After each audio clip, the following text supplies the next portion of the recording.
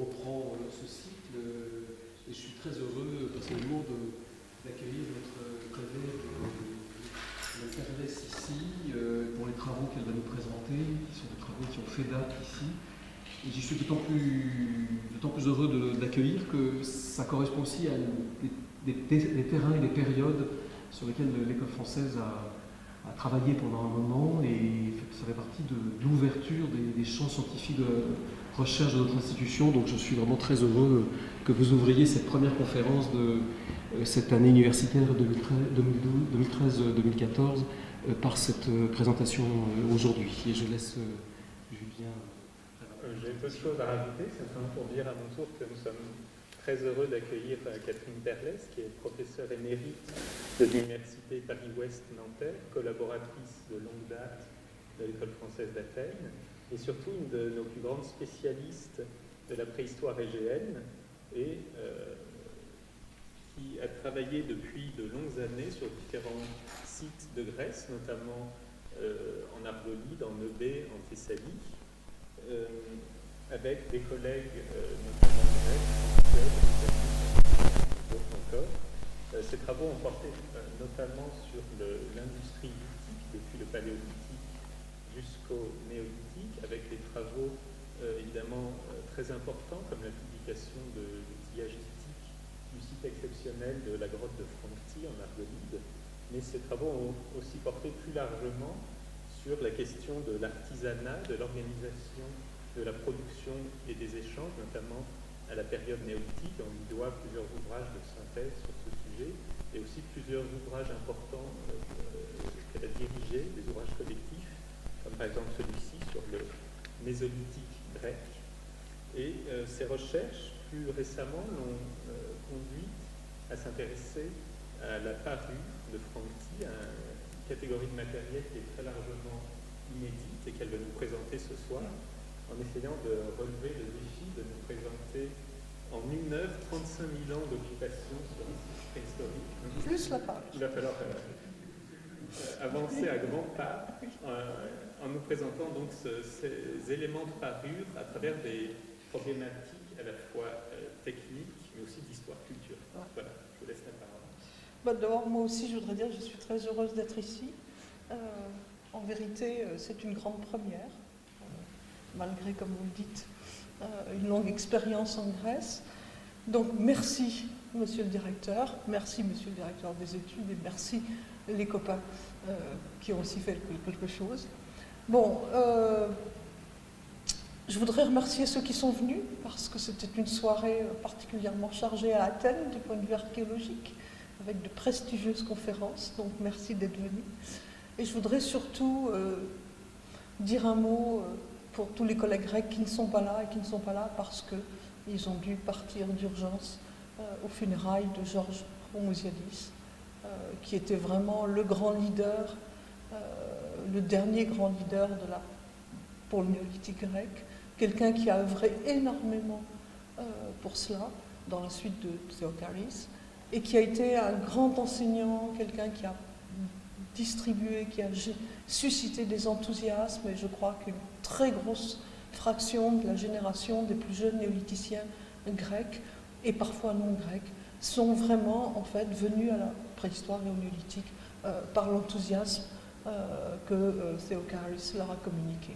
Donc ils ne sont pas là ce soir, mais nous sommes en pensée avec eux et avec la famille de Georges Roumouziadis.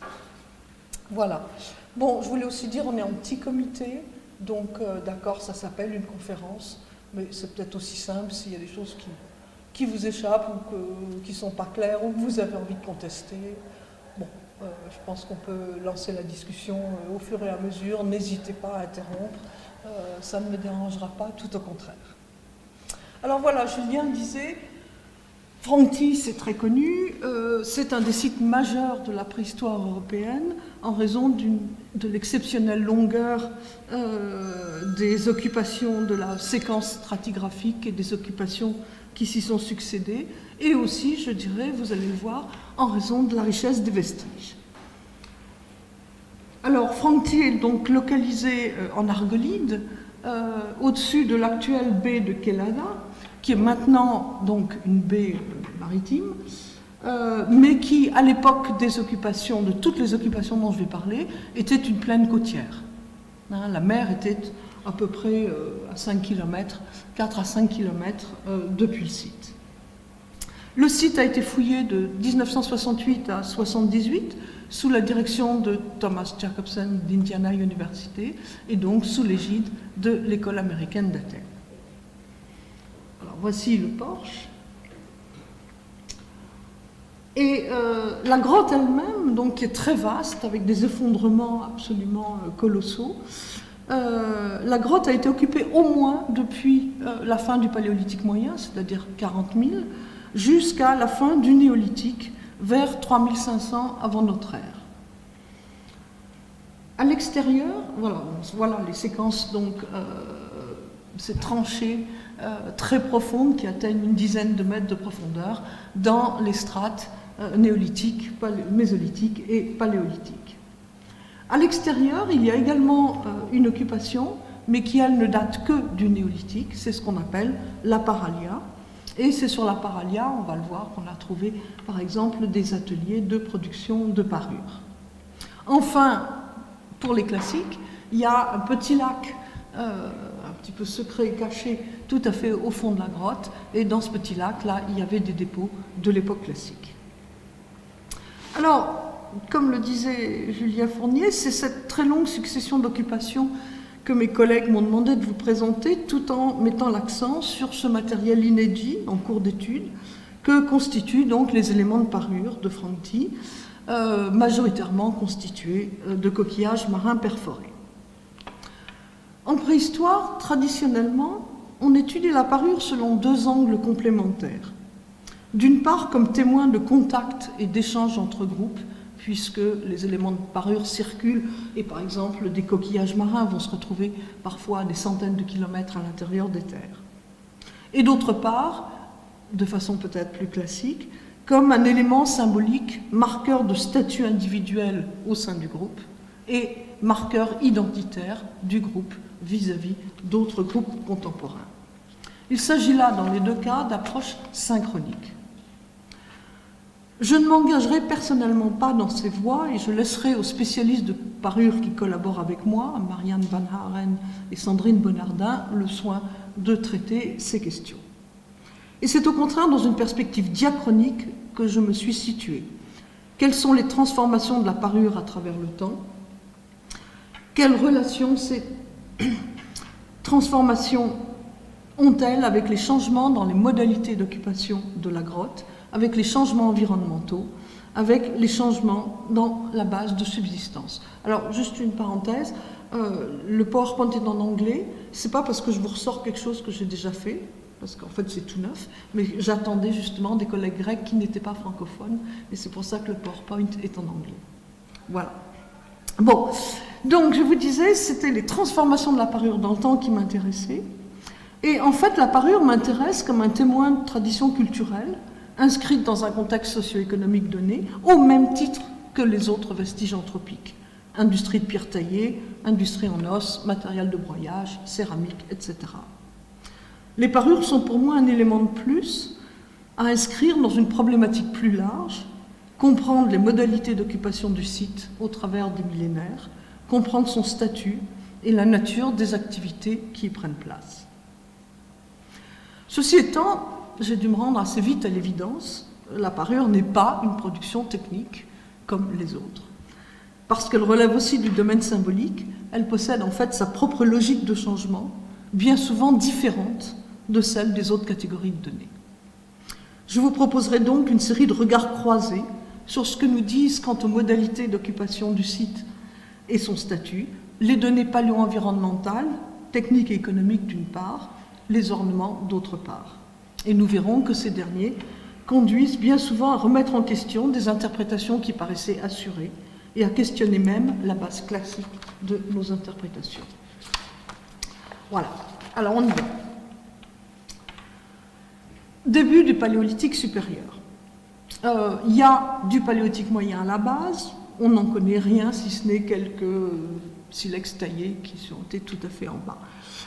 L'histoire commence véritablement avec une gigantesque éruption dans la région de Naples, en Italie, dont les cendres, apportées par le vent, se sont déposées jusque dans la grotte.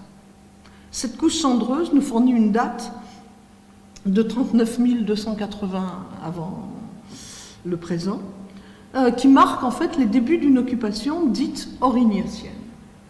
Et voilà un outillage typiquement aurignacien, tel qu'on en trouve dans l'ensemble de l'Europe.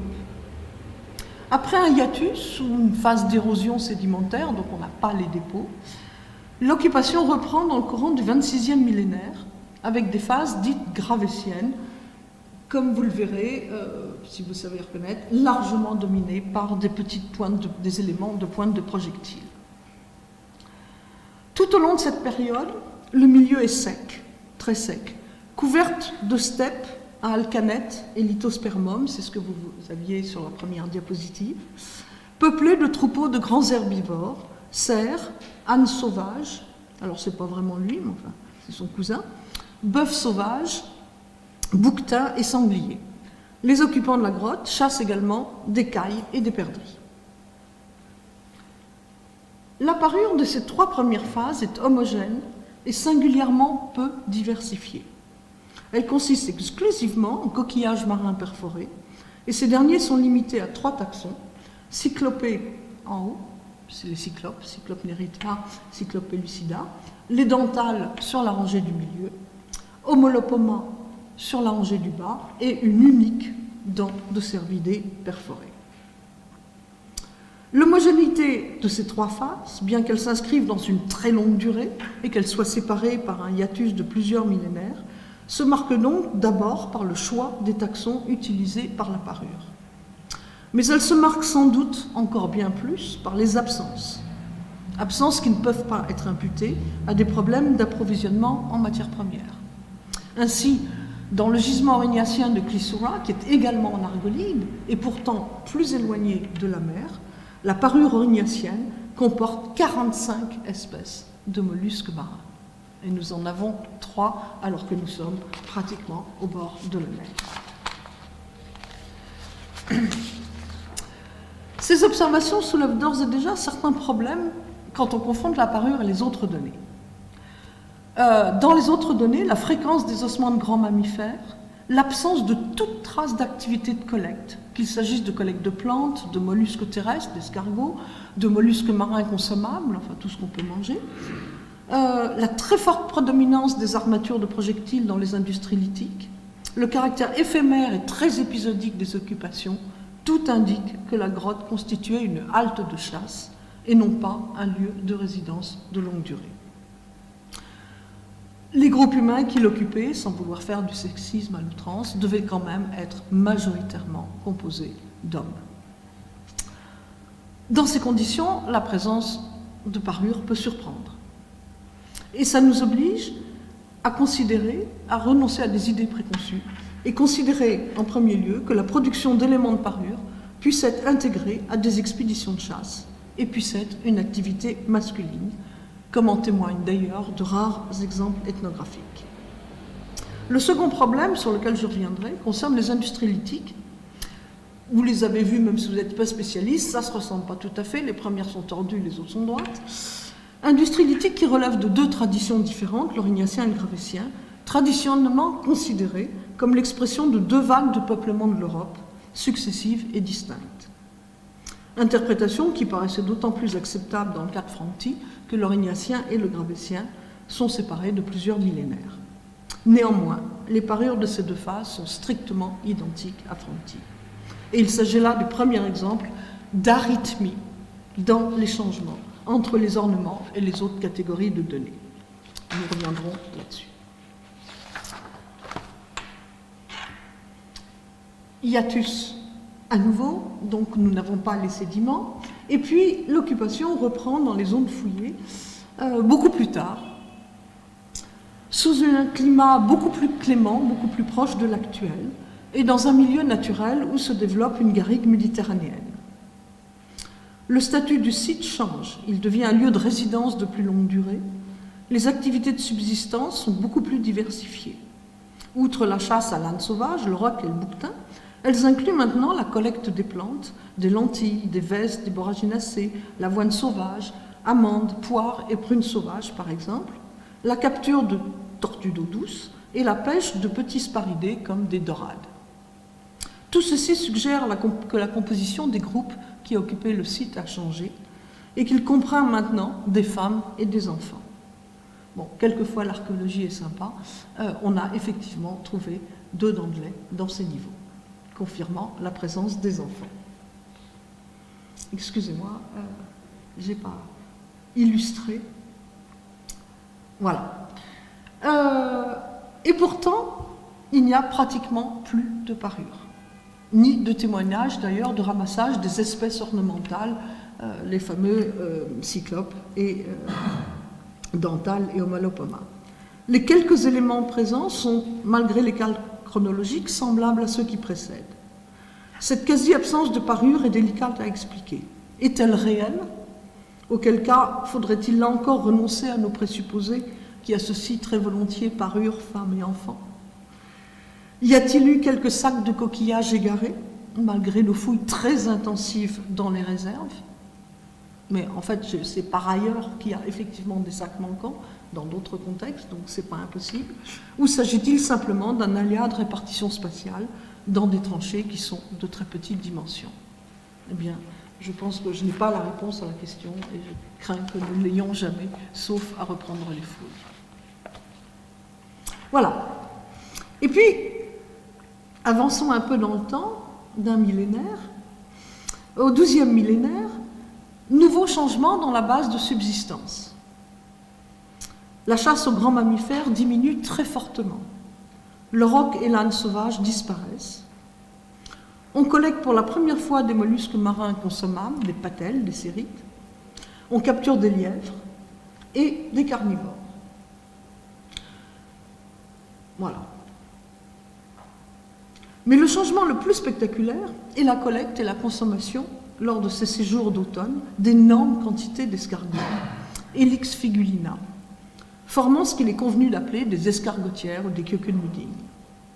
Bon, pour vous donner un ordre d'idée, dans 1 mètre cube sur une des tranchées, il y avait plus de 30 000 escargots, et vous les distinguez effectivement, voilà, les 2 tranchées où on a ces escargotières, où vous voyez ces amas d'escargots, tout à fait impressionnants. Un peu plus tard, vers 10 500, à l'extrême fin du Paléolithique supérieur, sous un climat à nouveau froid et sec, le Drias, la grotte était fréquentée non plus seulement à l'automne, mais à toutes les saisons. Et ses occupations sont brèves, peu intenses, et l'on récolte et l'on chasse des espèces variées, mais toujours en petite quantité. Les industries lithiques de cette période, elles, sont dominées de façon assez étonnante par ce qu'on appelle des microlithes géométriques. Microlithes géométriques qui sont dans le reste de l'Europe typiques de la période suivante, du Mésolithique, mais que l'on va trouver ici, dans la fin du Paléolithique supérieur, à un moment où justement la chasse diminue fortement. C'est également un des problèmes que je n'ai pas résolu. Quant à la parure, eh bien, je dirais qu'elle est étonnamment ou presque obstinément dans la tradition de ce qui précède, dominée par les cyclopes et les dentales. Un changement quand même, les colombelles, donc les colombelles perforées ont remplacé les homalopomas,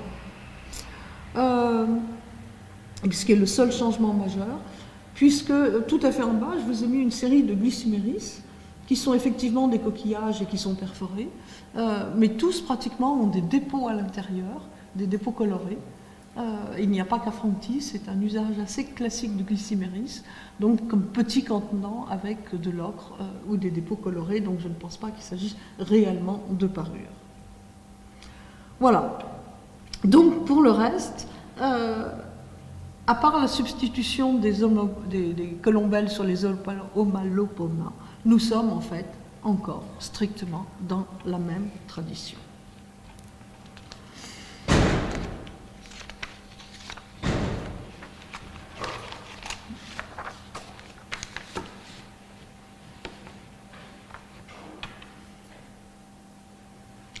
Je vous l'ai dit, là, on se situe dans un épisode climatique très particulier qui s'appelle le Drias III, très froid, très sec. Et en fait, la grotte va être abandonnée pendant l'essentiel du Trias III. Elle ne va être réoccupée qu'avec la période climatique dite Holocène, avec un retour en fait d'un climat beaucoup plus chaud et beaucoup plus humide, dans ce qu'on appelle le Mésolithique. Dès le début de cette occupation mésolithique, le statut de la grotte change. La grotte devient un lieu sépulcral. Plusieurs inhumations individuelles ont été mises au jour dans ce Mésolithique ancien, dès en fait les niveaux les plus anciens du Mésolithique, ainsi qu'une probable sépulture collective constituée à la fois d'inhumation et d'incinération. Au total, les restes de 10 individus ont été retrouvés dans des fouilles qui sont pourtant loin d'être extensives, dans une tranchée près du bord de la grotte, la tranchée G1. Il n'y avait aucun reste humain, à part les dents de lait, mais ça c'est pas tout à fait la même catégorie, dans le Paléolithique, et là au contraire donc des restes importants. Question, a-t-on pour la première fois choisi d'enterrer les défunts au sein de l'habitat des vivants, dans le cadre d'occupations plus sédentaires? Ou bien, au contraire, a-t-on affaire à un lieu dédié aux morts et où les vivants viendraient régulièrement pratiquer des rituels? La surabondance des graines carbonisées, donc non consommées, en fait, de plein des milliers, des dizaines de milliers de graines carbonisées qui n'ont pas été consommées, l'extraordinaire quantité d'escargots à nouveau, associée en fait à peu de chasse, de pêche, collecte de mollusques marins, tout cela évoque un phénomène maintenant très à la mode chez les préhistoriens, les festins. Voilà. Certes, ça irait dans le sens d'une occupation qui serait une occupation essentiellement rituelle pour honorer les morts et non pas pour les vivants. Des transformations importantes ont lieu également de façon concomitante dans les industries de pierre taillée, qui sont maintenant pratiquement justement dénuées d'armatures de trait et qui sont de facture spectaculairement médiocre. L'outillage en os se développe un peu, de même que le matériel de broyage, mais eux aussi montrent un investissement technique très limité. On a affaire donc à des productions techniques qui sont véritablement, comment on appelle, non investies, bon, je ne trouve pas le terme. Des productions très peu investies, un outillage de fortune, voilà, c'est ça, j'ai cherché l'expression, un outillage de fortune, ce qui pourrait là encore aller dans le sens, effectivement, d'un outillage produit de façon ad hoc lors d'occupations qui ne sont pas destinées, en fait, disons, à remplir toutes les finalités techniques normales d'un site d'occupation de longue durée. Ceci étant, on a observé des transformations analogues dans les industries de pierre taillée, dans d'autres sites côtiers d'Anatolie et de Méditerranée. Et ceci a conduit mes collègues, comme Curtis Ranels ou Tjeerd van Andel, à proposer une interprétation radicalement différente de celle que je viens de suggérer, celle d'une rupture radicale en termes de population et de l'arrivée en Grèce, et à Frontier en particulier, de groupes de pêcheurs navigateurs venus d'Anatolie et totalement étrangers aux traditions locales. Que nous en dit la parure? Elle frappe d'abord par son abondance, 20 à 30 fois supérieure à celle du Paléolithique. Dans les 3 seules tranchées étudiées, parce qu'après j'en pouvais plus, hein, c'était un peu répétitif, nous avons décompté 3600 éléments de parure, mais toujours les mêmes. Je précise que la parure associée aux sépultures n'a pas été retrouvée. Tout ce que l'on sait, c'est que dans la tranchée G1, là où il y avait eu les sépultures, il y a juste deux mots publiés. Les cyclopes perforés étaient extraordinairement abondants. Bon, ceux-là, je ne les ai pas retrouvés, mais vous ne le direz pas. En revanche, bon, dans les autres tranchées, donc rien que dans les autres tranchées, plus loin des sépultures, donc une quantité extraordinaire de parures. Le deuxième point frappant, c'est à nouveau la continuité. Continuité dans le choix des espèces, cyclope, colombelle, dentale, Et à nouveau, ça n'est pas une question de disponibilité.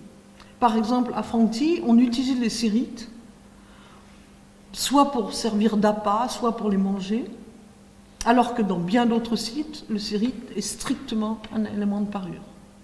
Bon, là, ils sont là, on ne les prend pas. Il y a des coques Cerastoderma, on les verra dans le néolithique, ils étaient présents, on ne les prend pas. Donc, ça n'est pas une question de disponibilité. Et la continuité ne porte pas seulement sur le choix des éléments de parure, elle se marque également sur le plan technique. Effectivement, dès la deuxième moitié du Paléolithique supérieur, on avait commencé à procéder à un traitement thermique sur les cyclopes et les colombelles pour les noircir artificiellement. Et vous avez en haut à gauche le résultat de mes propres expérimentations, donc où vous voyez que ce traitement thermique dans une atmosphère réductrice permet effectivement d'obtenir de très jolis contrastes entre la couleur ivoire naturelle et le noir intense qu'on peut obtenir quand ça marche. Donc, là aussi, continuité avec ce traitement thermique des coquillages, et continuité aussi, qui est plus difficile à voir, sur un mode particulier de perforation, des très grandes perforations allongées, qui me font penser que ces parures étaient en fait cousues sur des vêtements ou sur des bonnets, et non pas portées en collier. Et je vous ai mis ici un exemple qui n'est pas grec, qui est italien, mais où vous voyez effectivement des cyclopes, donc les mêmes coquillages, qui forment une extraordinaire coiffe sur la tête de ce jeune homme, en même temps qu'un espèce de plastron. Et je pense que là aussi, dans notre cas, les cyclopes étaient cousus sur des vêtements, les colombelles également. Finalement, le seul élément nouveau, ce sont quelques galets perforés ou à moitié perforés, manifestement faits sur place, parce qu'il y en a pas mal qui sont abandonnés en cours de fabrication. Et c'est le seul élément qui est en rupture par rapport à ce qui précède. Le problème, par rapport à l'hypothèse de Van Andel et Reynolds, c'est que cette production est typiquement européenne. Elle ne peut en aucun cas être rattachée justement à des marins venus d'Anatolie. Les galets perforés, c'est typique effectivement du mésolithique européen, comme d'ailleurs l'incinération. Incinération qui est une pratique largement connue au Paléolithique supérieur et au Mésolithique en Europe et qui est complètement absente du Proche-Orient. Donc, la parure nous dit non. D'une part, nous n'avons pas de rupture de population. En tout cas, nous sommes dans les mêmes traditions. Et c'est des traditions, si on doit les rattacher à quelque chose, qui se rattachent plutôt au monde européen. Voilà. Bon. Je ne vois pas les pêcheurs à cet endroit-là, ces nouveaux pêcheurs. Et d'ailleurs, il faut signaler que quand on parle beaucoup de la pêche à Frontier au Mésolithique ancien, c'est en vérité, mais ça je ne vous ferai pas la démonstration, c'est un artifice statistique. Enfin, très brièvement, pour vous expliquer, en proportion, oui, il y a plus de vertèbres de poissons, puisque comme je vous l'ai dit, on a arrêté de chasser les grands mammifères. Donc forcément, ça paraît plus important. Mais quand on fait un décompte du nombre d'individus, on s'aperçoit que c'est trivial. Voilà. Bon, ce qui n'est pas le cas du Mésolithique récent, où là, au contraire, on va voir arriver des bons pêcheurs, des pêcheurs de thon absolument extraordinaires, donc vers 8000, 7005. Nouveau changement dans le statut du site et dans les activités de subsistance. Plus d'inhumation, terminé. Les graines carbonisées, les escargots, tout ça, ça reprend, je dirais, des proportions normales, donc plus d'indices de gâchis ou de festin. En revanche, un épisode spectaculaire et en fait unique dans les annales européennes, pour l'époque, de pêche au thon, un thon de grande taille dont les vertèbres ont été retrouvées en grande quantité. Vous avez ici une comparaison entre les vertèbres de thon et des vertèbres de dorade, par exemple, petits sparidés, donc pour vous donner une idée. Et puis, voilà, il ne faut pas croire qu'on en a un peu, une ou deux, non. Ça, c'est simplement un niveau de fouille parmi des dizaines et des dizaines. Et donc, il y a des quantités absolument astronomiques de pêche au thon. La seule chose qui soit certaine, c'est que ce thon n'était pas pêché à la ligne. Bon, non seulement on n'a pas de hameçons, mais les hameçons existaient à l'époque, hein, ils sont bien connus dans d'autres sites mésolithiques, nous on n'en a pas, mais c'est pas ça le problème, c'est que pour pouvoir pêcher le thon à la ligne, il faut une vitesse minimale, je crois, de 3,5 miles par heure, vitesse que les embarcations mésolithiques ne pouvaient pas atteindre. Donc, il faut envisager, au contraire, un rabattage des bancs de thon qui passent le long des côtes par ce qu'on appelle des scènes de plage. Alors vous avez ici une photo d'une grande scène de plage qui vient donc d'Indra Pradesh. Tu vois ma source. Voilà. Et des embarcations qui pouvaient être alors soit des embarcations faites en roseau ou papyrus, tel que ce papyrella qui avait été reconstitué sous l'égide de Harit Salas et l'Institut pour les traditions nautiques il y a déjà un certain nombre d'années, sur un modèle Corfiote, et qui avait donc été expérimenté entre Lavrion et Milos pour aller chercher l'obsidienne. Donc ça, c'est une des possibilités, et une possibilité qui collerait assez bien avec les industries lithiques, où on a effectivement beaucoup de travail de graminées dures, genre canne ou roseau. Bon. L'autre possibilité, ça, je vous la montre, c'est en fait, ce sont des embarcations donc, qui viennent d'Andhra Pradesh en Inde, et si j'ai choisi cette photo, c'est pour montrer finalement à quel point des embarcations qui pêchent le thon, puisque c'est le cas, peuvent être simples. Quand il s'agit simplement d'aller encercler les bancs de poissons et ensuite de les ramener sur la plage où ils vont. Et donc ici, des embarcations qui sont simplement des troncs à peine équarris, liés entre eux, et qui sont fonctionnels et qui marchent. Voilà. Les industries lithiques sont également nouvelles, puisque là on a des industries qui sont plus élaborées, avec beaucoup de microlithes géométriques, des trapèzes, etc. Probablement en partie liées donc à cette capture du thon une fois qu'il est ramassé dans le filet, et également à la préparation même des filets, puisque pour faire des filets, des scènes de plage comme ça, il y avait évidemment un travail des fibres absolument considérable et qui supposait donc des industries lithiques adéquates. Alors on peut se demander si c'est là en fait que arrivent vraiment des pêcheurs venus d'ailleurs. Bon, je pense que maintenant vous aurez compris le sens de mon discours et que vous saurez qu'une fois de plus, la réponse est non. Non, parce que voilà une partie de la parure du mésolithique supérieur. La seule différence, c'est qu'elle est moins abondante. Alors quand je dis plus ou moins abondante, c'est toujours par rapport à un volume de sédiments fouillés. Hein, c'est pas en chiffre absolu, mais bon, elle est effectivement, par rapport au volume de sédiments fouillés, elle est moins abondante, mais elle est strictement identique. Les quelques galets perforés ont disparu et on se retrouve donc toujours avec les cyclopes, les colombelles, les dentales et, comme vous voyez, certains traités thermiquement, d'autres non. Voilà. Alors, avant d'aborder le néolithique, et d'aborder, alors là je vous le promets, des vrais changements dans la parure, je vous propose de faire un petit bilan de ce que nous venons de voir, une petite pause pour réfléchir à ces données. Alors, bien que je sois allé très vite dans cette synthèse, je crois que le premier enseignement est que si à nos yeux cette grotte représente un espace fixe et pérenne, un lieu de continuité dans le temps et dans l'espace, et de stabilité dans l'espace, dans la réalité des temps préhistoriques, son statut, les activités qui s'y déroulaient, son rôle dans le cycle en fait annuel ou saisonnier, tout cela n'a cessé de changer. En réalité, c'est un espace, mais un espace qui a été investi en fait de fonctions très différentes selon les moments.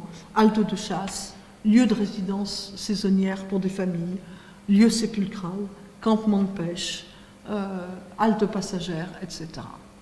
Bon, donc une non-permanence du statut de la grotte. Le deuxième point que je voudrais souligner, c'est que aussi longtemps que mes synthèses se sont appuyées sur l'ensemble des données paléo-environnementales, économiques et techniques, j'avais pu synchroniser les transformations dans les différentes catégories de vertige Ce qui m'a permis effectivement d'assigner un statut socio-économique au site et de l'insérer virtuellement dans le cycle d'une exploitation territoriale plus large. C'est sur cette base-là, donc ayant déjà en fait beaucoup travaillé sur l'ensemble des autres données, donc avec une image qui commençait à paraître cohérente, que j'ai eu l'occasion de me pencher vers la parure. Et mon hypothèse initiale était qu'il en serait de même avec la parure, c'est-à-dire que j'allais observer des changements parallèles dans la parure ou les ornements, en même temps que changer le statut du site, la nature des groupes qui l'occupaient et les activités de subsistance. J'ai passé avec pas mal de collaborateurs des semaines et des mois même au total à trier d'énormes sacs remplis de coquillages et d'escargots pour extraire ce que vous avez sous les yeux. Ça a pris beaucoup de temps. Et en fait, au bout du compte, ça a été un peu une immense déception. Au point d'ailleurs où je vous ai dit, il y a certaines tranchées, je ne les ai même pas triées parce que... Bon. Immense déception, le modèle initial s'était révélé totalement erroné. Il n'y avait aucun lien entre transformation de la parure et transformation environnementale, statut de la grotte, etc. Bon, c'est au moment en fait de rédiger le rapport final de mon ANR que là, complètement effondré, en me disant mais qu'est-ce que je vais leur dire? Parce que c'était complètement faux, rien ne change, voilà. Bon, et c'est là en fait quand même que j'ai compris que la monotonie même des parures du paléolithique et du mésolithique de Francqui était en réalité un résultat essentiel, un résultat fondamental, non seulement pour la compréhension de la séquence de Francqui, mais sur un plan théorique général. Effectivement, on observe donc à Francqui, mais c'est vrai ailleurs, une arythmie entre les changements dans la parure et les autres catégories de données. Or, traditionnellement, les entités culturelles du paléolithique et du mésolithique en Europe sont définies sur la base des industries lithiques et, dans une moindre mesure, des industries en os. Par exemple, dans notre séquence, nous avons à la base des industries aurignaciennes, suivies d'industries gravétiennes, puis épigravétiennes. Selon les interprétations classiques, il ne s'agit pas des mêmes groupes culturels, puisque les Gravétiens ont chassé les Aurignaciens sur le continent européen. De la même façon, la rupture culturelle que propose Curtis Ronels entre le paléolithique supérieur et le mésolithique de Grèce est fondée sur les changements dans les industries lithiques. Rupture, rupture, rupture. Mais si l'on décidait au contraire de prendre les ornements comme marqueurs culturels et non pas les industries lithiques, à Francqui tout du moins, au lieu de ruptures répétées, nous aurions au contraire une même tradition culturelle, une même tradition qui se perpétue au long des millénaires. D'où ma question fondamentale, sur quelle base doit-on définir des, entre guillemets, entités culturelles dans ce passé lointain? Cette question étant posée, quand on y réfléchit à ce moment-là, on réalise que la situation est encore pire que ce que j'ai décrit, parce que finalement, ça n'est pas vraiment sur l'ensemble des industries de pierre taillée que repose, ou osseuses que repose la définition des entités culturelles, mais en fait, quand on regarde de près, sur l'armement. L'armement de chasse, armement de guerre. Les pointes de flèches, armatures, saguets, harpons, etc. L'armement peut-il en fait être un marqueur identitaire fiable? N'est-il pas au contraire susceptible de changer très rapidement et de diffuser rapidement entre des groupes culturellement différents dans la recherche constante d'une amélioration de l'efficacité avérée ou supposée dans la chasse ou dans la guerre? Est-ce qu'il n'y a pas justement, prenons l'exemple de la Kalachnikov, ce n'est pas un marqueur identitaire très fiable. Bon. Et je commence à me demander si toutes ces distinctions entre aurignaciens, gravétiens, etc., ça n'est pas simplement des modes, si vous voulez, dans les productions de l'armement, très vite adoptées de façon transculturelle sur l'ensemble de l'Europe, justement parce qu'on se dit c'est, ou parce que c'est plus efficace. Voilà. Alors, évidemment, cette hypothèse va loin. Si l'on pense que l'art ou la parure sont de meilleurs marqueurs culturels et identitaires que les armes, et après tout, il y aurait quand même de bons arguments pour ça, cette conclusion, ou cette hypothèse plutôt, conduit à invalider radicalement toute la paléogéographie culturelle de l'Europe, au paléolithique supérieur et au mésolithique. Rien que ça. C'est-à-dire que, bon, il faudrait tout reprendre, tout. Bon, c'est un travail d'équipe colossal, là c'est plus qu'une ANR, c'est un projet européen, mais c'est vrai qu'il faudrait tout reprendre en disant, voilà, et si on partait d'une autre base? Bon, ceci dit, vous n'êtes peut-être pas emballé parce que cette hypothèse implique en retour une très grande stabilité de peuplement humain. C'est-à-dire que dans un cas, on a des peuplements qui passent leur temps à se chasser les uns les autres, et là, au contraire, ça implique une très grande stabilité du peuplement, puisque selon ce modèle, on aurait une stabilité, en fait, des traditions, et donc du peuplement, sur des dizaines de millénaires à travers le Paléosup et le Méso. Est-ce que c'est envisageable? Alors ma réponse est oui, c'est envisageable. Bon, d'abord parce que, en fait, on la retrouve dans les rares autres séquences où il y a beaucoup de parures sur des longues durées. Je pense à des sites italiens étudiés par Marie Steiner, où effectivement, ça ne l'a pas frappé parce que, bon, je sais pas, elle a regardé la parure, ou les coquillages, mais en réalité, quand on regarde, c'est pareil. Très grande stabilité, au travers, justement, pareil, aurignaciens, gravétiens, épigravessiens, etc. Et puis surtout, je crois que la meilleure preuve qu'il peut y avoir des traditions multimillénaires dans le paléolithique, c'est l'art paléolithique. Bon, vous connaissez tous l'art paléolithique, et c'est vrai qu'on ne le regarde jamais sous cet angle. Se dire, voilà, l'art paléolithique, c'est l'art franco-cantabrique, un art qui est strictement limité au point de vue géographique, à 2 régions, et là encore, ce n'est pas une question de disponibilité, des grottes, il y en a partout, Grèce, Italie, donc un art très localisé dans l'espace, un art avec des caractéristiques bien particulières, je ne dis pas qu'il est figé dans le temps, mais qui maintient des caractéristiques, bon, art animalier, plus signes, etc., au travers, là aussi, de dizaines de millénaires. Donc ma réponse est oui, des traditions, en tout cas dans le domaine symboliques forts que sont l'art ou la parure, peuvent effectivement se perpétuer sur des dizaines de millénaires. Voilà. Maintenant, ça va changer. Ça va changer, mais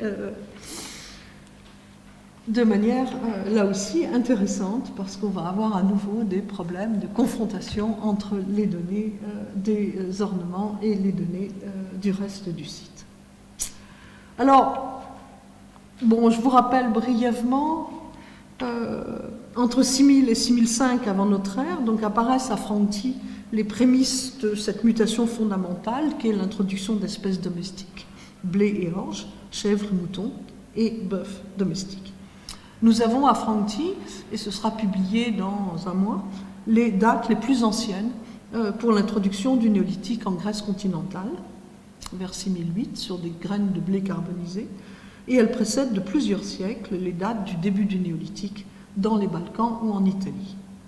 Bon, on sait depuis longtemps que les principales espèces domestiques, animales et végétales, sont originaires du Proche-Orient, et de nos jours, dans plusieurs régions d'Europe, la génétique des populations et surtout les analyses d'ADN anciens sur des squelettes néolithiques et mésolithiques montrent effectivement la présence de colons étrangers au peuplement traditionnel de l'Europe, originaires d'Anatolie ou du Levant. Très rapidement, à partir de 6008, tout le mode de vie et les traditions techniques sont transformés et les chasseurs-collecteurs locaux s'assimilent rapidement à ces nouveaux venus. On construit maintenant des villages permanents en pierre et en terre. La pierre n'est plus seulement taillée, mais également polie. On produit de la poterie, on pratique la vannerie et le tissage. Ces groupes de colons introduisent également de nouvelles conceptions de la parure, dont vous avez des exemples ici, qui incluent maintenant des éléments complètement transformés, plus ou moins géométriques, perles et pendentifs. L'homme impose maintenant une forme abstraite sur la matière première. Alors, vous le verrez d'ailleurs, au demeurant, les cyclopes et colombelles perforées sont toujours présents, ils me poursuivent. Il ne s'agit pas de contamination pour des raisons stratigraphiques évidentes, et simplement les techniques de perforation sont nouvelles. Alors, est-ce que ça veut dire que ces colons originaires du Proche-Orient, eux aussi, exploitaient ces espèces dans la parure? Ou est-ce que c'est le signe justement de l'assimilation entre ces nouveaux venus et les populations locales, ou les deux à la fois? Bon, là j'ai encore du travail à faire pour répondre à la question. Bon, au néolithique, vous le savez, c'est la poterie qui fournit les bases d'une classification chronologique et d'une caractérisation culturelle. Donc, voilà quelques images, en fait, des poteries du néolithique grec. Ici, les poteries du néolithique ancien, caractérisées par la simplicité des formes, la simplicité du décor quand il existe, mais un travail de très grande qualité au point de vue du soin et de l'intensité. Les céramiques du néolithique moyen, au contraire, caractérisées par une créativité, une débauche d'invention, une maîtrise technique absolument extraordinaire. Ce sont des céramiques vraiment ce qu'on peut faire de mieux en céramique, à la main en tout cas. Céramique du néolithique récent, là encore extrêmement créatif et de très grande qualité technique. Et boum, tous ces fonds, néolithique final, on se retrouve avec des grandes jarres de stockage et des vases qui sont beaucoup moins investis. En fait, ce qui est intéressant, c'est que jusqu'au néolithique final, l'essentiel de la céramique est une céramique décorée, une céramique fine, une vaisselle de service et d'ostentation, tandis que la poterie culinaire et les jarres de stockage sont minoritaires et ne deviendront majoritaires, en fait, qu'avec le néolithique final. Cette transformation au cours du néolithique affecte d'autres catégories. Vous avez ici un exemple de l'évolution des pointes de flèche au néolithique, depuis les plus anciennes en haut jusqu'aux plus récentes en bas à Franti. Et c'est également les fusailloles, les points de métier à tisser, les figurines, enfin, on voit des changements un peu partout. La parure n'est pas en reste, et là, ouf, contrairement à ce qui se passait avant, elle aussi va se transformer au cours du néolithique. Et cette fois, les transformations à Franti sont relativement synchrones avec celles des autres catégories de vestiges. Mais c'est l'interprétation qu'on peut en proposer qui vient encore une fois remettre en question les modèles établis. Alors, au néolithique ancien et moyen, donc l'essentiel des activités se déroule maintenant à l'extérieur, sur la paralia, où se trouve donc toute une série de terrasses, mais il n'est pas impossible que le véritable village soit en fait dans la baie, et il y a actuellement une reprise des investigations sous-marines dans la baie de Kellada pour voir effectivement si le véritable village n'est pas sous l'eau actuellement. Alors j'ai groupé ici néolithique ancien et moyen pour gagner du temps, mais en fait parce qu'elles sont très proches dans leur conception. La différence tient essentiellement au fait qu'il y a des petites perles discoïdes en coque, Cerastoderma, qui sont massivement produites au néolithique ancien et qui ne le sont plus au néolithique moyen. Bon, vous voyez que les coquillages perforés sont encore abondants. Ils sont plus diversifiés qu'auparavant. On a toujours un peu de cyclope, on a toujours des colombelles, souvent perforées par abrasion maintenant, mais on a également des Cerastoderma, je ne sais pas s'il n'y a pas de... Les Cerastoderma, donc les coques, les coris, non, c'est pas grave, je pense que vous en sortez.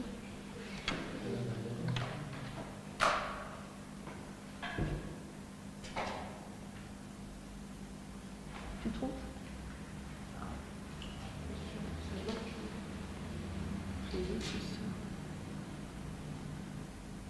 Oui, ça marche. Là, tu appuies où? Oui, voilà. Donc, on a toujours les colombelles, mais souvent abrasées et non plus perforées par percussion. Les cyclopes. Ici, monodonta, un anneau en monodonta. Ici, des cérites naturellement perforées, des coris et des Cerastoderma. Donc, toujours des coquillages, mais plus variés. Outre ces coquillages perforés, on observe donc des perles et des pendentifs qui sont en égale proportion. Les nombres sont très proches. Et en plus petite quantité, des pièces plus rares, comme ce qu'on appelle alors des labrés. Où est-ce qu'il y en a ? Ici, il y a un morceau de labré. Des pendentifs dits boutons ou anthropomorphes. Et puis toute une série de très jolies pièces de forme à peu près unique et exceptionnelle. Les perles elles-mêmes, les pendentifs, sont principalement manufacturés en pierre, stéatite, serpentinite, chrysocole, micaschiste, marbre, chlorite, mais également en coquillage, en spondyle, pinat et stérostoderma. Par exemple, ici, un pendentif en nacre, donc en pinat. Ces ornements sont caractérisés par la variété des formes et des dimensions. Il n'y a pas deux pièces absolument similaires. Par la variété des couleurs, du vert jade, vert olive, noir, rouge, brun, blanc, jaune, et par la variété des textures, liées à la fois à la matière première et au degré de polissage. Et puis, dernière caractéristique, la présence de formes uniques. Dans tous les cas, qu'il s'agisse de coquillages perforés, de perles, de pendentifs, l'identification du taxon d'origine ou de la matière première est aisée. Vous posez sur la table, ou vous le portez, tout le monde voit tout de suite qu'il s'agit d'une perle ou d'un pendentif en stéatite, en chrysocole, en pinat, en nacre, etc. Ce qui veut dire que la matière première et son origine, terrestre ou marine, fait partie du code visuel et symbolique au même titre que la forme et la couleur. Bon. Enfin, nous savons, par la présence d'ébauches et de pièces cassées en cours de manufacture, qu'une partie au moins de ces ornements étaient produits sur place et qu'elles étaient portées parfois longuement, comme le montrent les traces d'usure.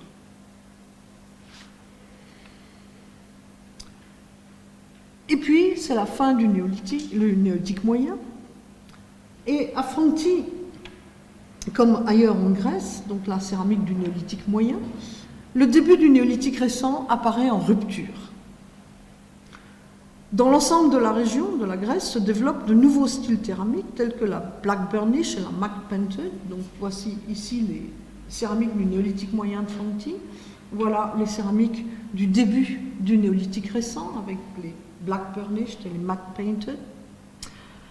Les changements n'affectent pas seulement la céramique et les techniques céramiques, elles affectent également les industries lithiques, avec de nouvelles techniques de production des lames et des lamelles d'obsidienne. On observe également un changement dans les fusailloles, qui ne sont plus faites sur des tessons perforés, mais qui sont manufacturés et qui se développent. Et ces changements techniques et stylistiques s'accompagnent de changements dans l'implantation des sites, avec l'apparition dans le nord de la Grèce des grands sites plats, qui ne forment plus des magoulas, des tels, et la colonisation dans le sud des petites îles égéennes. À Francti également, les modalités d'occupation du site et son statut se transforment. La paralia est complètement abandonnée. Il n'y a pas un tesson du néolithique récent sur la paralia. Et l'occupation du site se limite à une petite partie de la grotte autour des tranchées FA nord et FS sud. Ces ruptures généralisées en Grèce avaient été interprétées par Vladimir Milodžić dans les années 50 comme le signe d'invasion. Mais vous savez que les invasions, ça... Donc cette interprétation a été rapidement abandonnée au profit d'interprétations d'ordre socio-économique.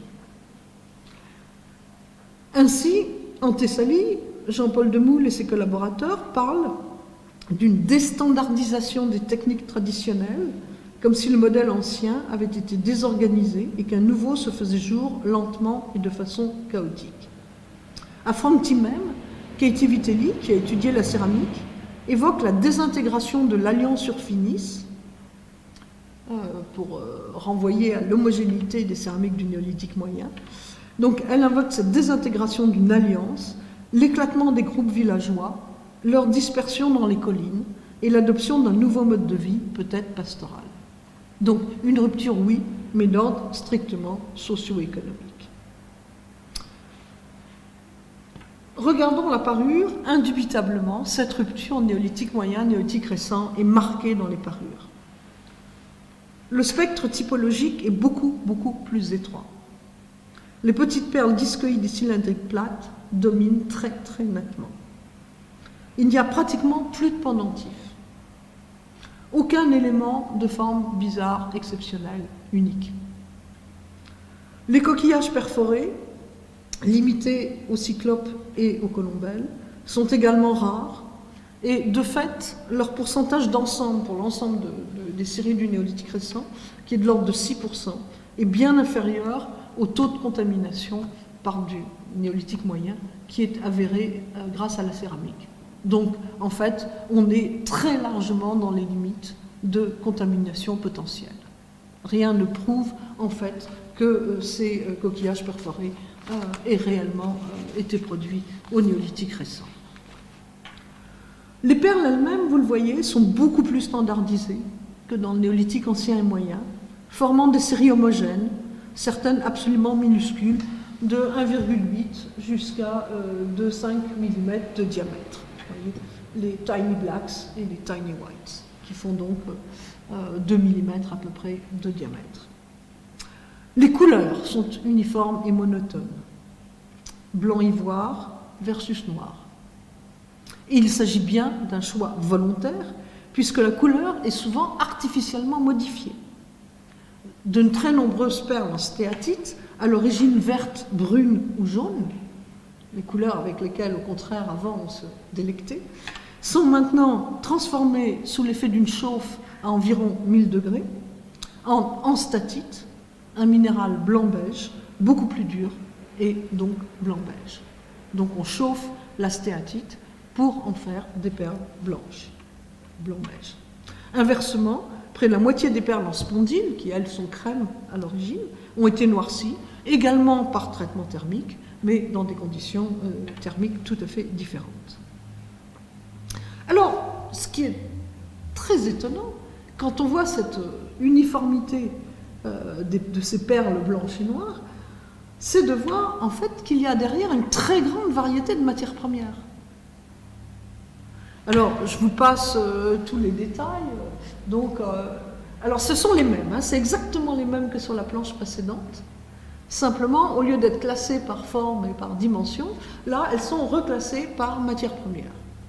Et donc, vous voyez donc, en blanc et en noir du spondyle, des coques, Cerastoderma, avec ici des ébauches, Pinna, Dosinia, Conus, les fameuses stéatites chauffées, qui sont connues également donc, à Citagri, par exemple, et je pense que tu dois en avoir à Diquilitache.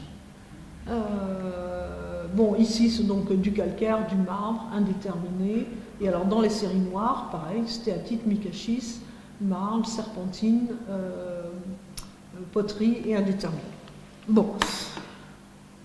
Ceci dit, l'identification des matières premières est, dans la plupart des cas, impossible à l'œil nu et requiert des grossissements de 30 à 40 et souvent des tests plus ou moins canoniques pour savoir avec un tout petit peu d'acide ou avec un ongle si ça se raille, si ça ne raille pas, etc. Ce qui veut dire que la matière première et son origine, terrestre ou marine, ne font plus partie du code visuel. Il est impossible de savoir en regardant en quoi c'est fait et d'où ça vient. Et que le code visuel de ces parures se limite à la dimension et la couleur. Une petite dimension et 2 couleurs. Ces caractéristiques se retrouvent, avec quelques nuances, tout au long du néolithique récent, soit pendant près d'un millénaire. L'homogénéité, voire la monotonie de la parure, ne provient donc pas du fait que l'on a affaire à un ou deux colliers homogènes qui se seraient cassés dans le site. On retrouve ça tout au long des niveaux, pendant toute la durée du néolithique récent. Ce qui nous permet d'opposer entre néolithique ancien moyen d'une part, néolithique récent, deux conceptions opposées de la parure, la plus ancienne qui joue sur la variété des formes, des dimensions, des couleurs, des textures, qui joue sur les oppositions symboliques entre éléments d'origine marine et terrestre, entre éléments entièrement manufacturés de formes géométriques et éléments au contraire naturels simplement perforés. Et puis au contraire, au néolithique récent, une seconde conception qui rejette toute forme naturelle au profit d'éléments totalement transformés, au profit d'éléments totalement normalisés et où les matières premières ne sont plus identifiables et les couleurs artificiellement manipulées. Alors comment expliquer une telle transformation? Ce n'est pas une question de disponibilité en matières premières, à nouveau non, c'est pas ça. Bon. Une hypothèse qui aurait été intéressante, c'est, je vous l'ai dit, d'après Katie Vitelli, la grotte est à ce moment-là utilisée de façon rituelle pour de... Juste un nom, je ne l'ai peut-être pas dit. Mais que, puisque les populations s'étaient dispersées dans les collines, il fallait bien qu'elles se retrouvent de temps en temps.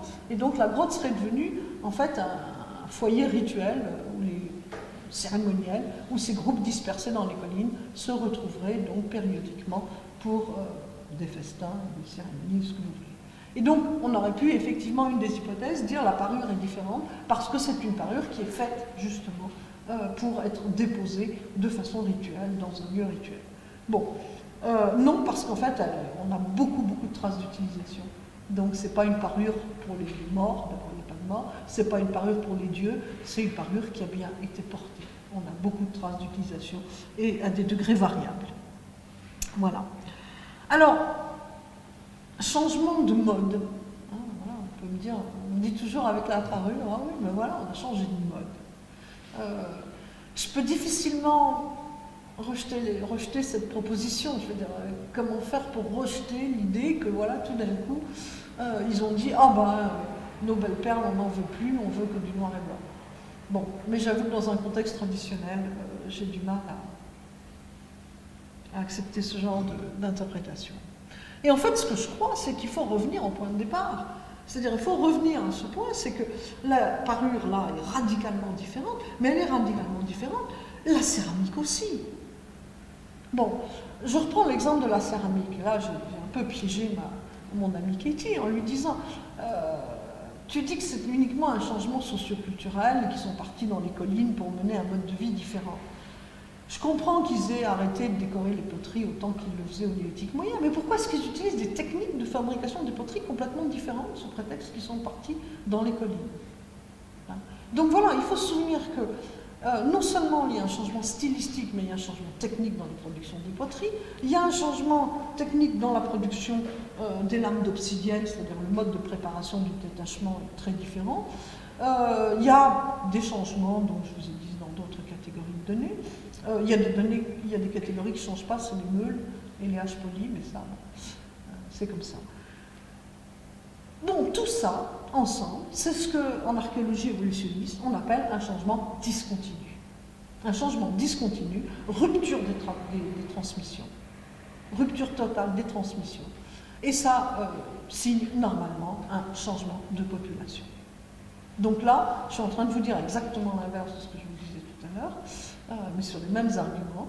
Là, nous avons des indices, non, de transformation qui ne sont pas seulement socio-économiques, mais des indices, en fait, de groupes de traditions différentes, étrangers, en fait, à ce qui se passait au néolithique ancien et moyen.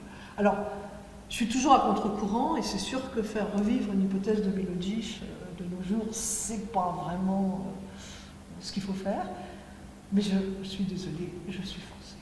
Et je vous disais que Katie Vitelli avait imaginé que c'est les groupes néolithiques, parce qu'on n'a pas de traces de charniers, donc étaient partis dans les collines.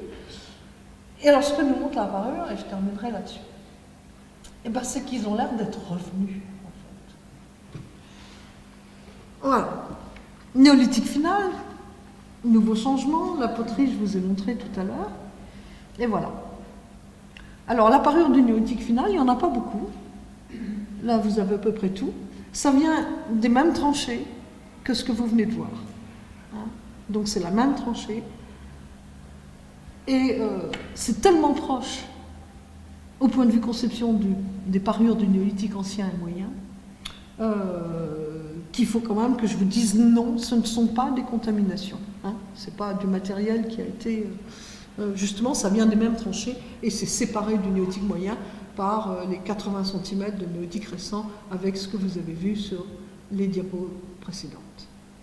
Donc là, en fait, voilà, nous sommes revenus à une conception de la parure où on cherche une diversité de formes, une diversité de couleurs, une diversité de textures, où les formes naturelles ont à nouveau leur place, où l'on peut identifier la matière première. Alors là, pour la plupart, on identifie à 1 mètre à la ronde. Donc exactement, en fait, les mêmes principes, les mêmes conceptions que ce que nous avons au néolithique ancien et moyen.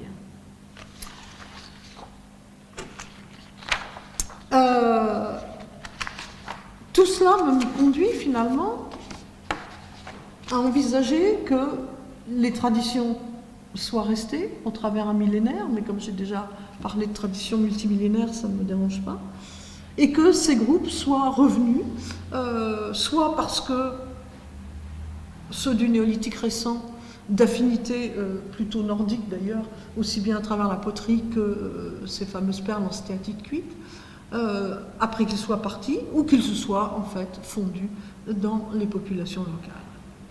Et ce que je proposerais sur la base, comme hypothèse, sur la base de ces parures, c'est plutôt que de chercher finalement des ruptures socio-économiques répétées au cours du néolithique, proposer au contraire une vision multiculturelle, avec l'arrivée progressive de groupes différents, d'origines différentes, qui cohabitent en Grèce, et sur un modèle finalement assez proche de ce qu'on connaît tous dans la Grèce historique, où toute une série de groupes culturellement et souvent linguistiquement différents, avaient chacun plus ou moins des spécialités économiques, étaient en interaction, cohabitaient plus ou moins pacifiquement, mais dans l'ensemble sans s'entretuer. Et je propose effectivement que là aussi, qu'on regarde à nouveau ce néolithique de Grèce, avec une hypothèse, en fait, de multiculturalisme, d'hypothèses de groupes donc différents qui pourraient cohabiter dans le néolithique récent et final. Voilà. Alors évidemment, il s'agit d'une hypothèse qui nécessiterait et qui nécessitera pour être corroborée ou pour être contrecarrée, d'être étendue à d'autres sites. On ne peut pas reconstruire l'histoire de la Grèce néolithique sur la base d'un seul site. Tout ce qu'on peut, au mieux, c'est de proposer des voies de recherche. Alors, je suppose que vous me dites tous, mais que j'ai déjà dû regarder ailleurs si c'était pareil ou pas pareil. Alors, deux réponses. La première, c'est que j'ai un peu regardé, mais pas complètement non plus. Pas encore, j'en suis pas à ce stade. La deuxième, c'est que c'est en fait étonnamment difficile de comparer pour les tests que j'ai faits. Pour deux raisons. La première, parce que les conditions de fouille sont extrêmement différentes. Bon. Par exemple, ce que je vous ai montré du néolithique récent, voilà. Ça, évidemment, je suis allée chercher tout de suite ailleurs. Enfin, je connais bien les autres sites du néolithique récent. Et les autres sites du néolithique récent, ils ont effectivement, dans le nord de la Grèce en particulier, les fameuses perles en stéatite cuite. Mais ils ont toute une abondance aussi de parures beaucoup plus spectaculaires. Et beaucoup moins de ces petites perles. Ouais, seulement la différence, c'est qu'eux, ils sont fouillés sur des centaines, des milliers de mètres carrés, et moi, je vous parle d'une fouille de 8 mètres carrés. Donc, déjà, que les types plus rares. Bon, inversement, je vous montre des perles qui font 2 mm, qui ont pu être récupérées parce qu'on avait un tamisage à l'eau jusqu'à une maille de 1,8 mm, et que beaucoup des grandes fouilles sur des grandes surfaces, évidemment, ne peuvent pas se permettre de pratiquer un tamisage à l'eau jusqu'à 1 mm. Donc, eux, ils n'ont pas les petites perles. Et grosso modo, disons, pour schématiser, moi j'ai le petit, ils ont le gros, et on a un peu de mal à comparer. Bon, de même, par exemple, pour le paléolithique et le mésolithique, alors il y a Clissoura qui a beaucoup de parures aurignaciennes, ça, sans problème, donc là. Mais les grands sites paléolithiques de Grèce, Théopétra, par exemple, les sites de l'Épire n'ont pratiquement pas de parure.